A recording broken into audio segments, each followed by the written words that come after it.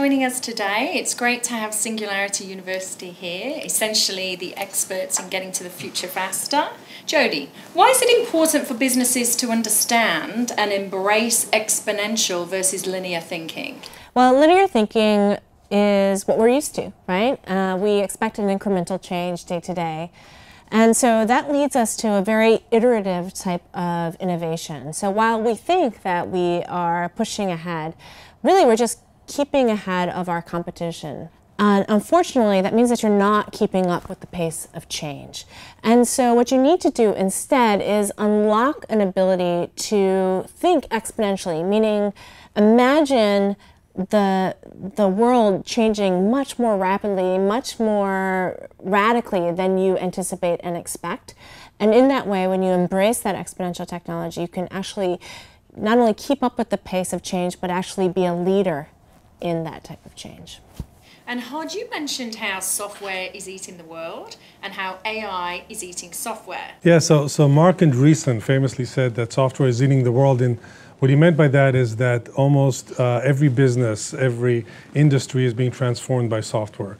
So it doesn't matter what you're doing, what industry segment you're in, you're going to be a software business. And again, we're finding that a lot of companies right now are finding it hard to adapt to that new reality. But what is happening today is that artificial intelligence is worming its way into every software. So in the same way, every industry is being transformed by AI, and every business, it doesn't matter what segment it's in, is going to have to understand how to use artificial intelligence just to stay ahead and to keep moving forward. So I think what businesses need to do is really to understand what their AI strategy, starting with what data they have, how are they going to use that data to address new opportunities. After all, most of the technology is open source. Most of the computing power is a commodity. It's really about what unique data sets companies have and how they're going to use those to solve new problems. And Michael, you mentioned how businesses should replace roadmaps with base camps.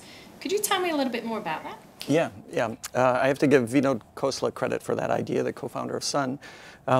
Many companies rely on roadmaps, and the roadmaps, the challenge with them today is that they assume success at every step. We're going to do this, then this, then this. And yet we live in, as you heard from Jody, an exponential and sort of unsure world. And the future is uncertain.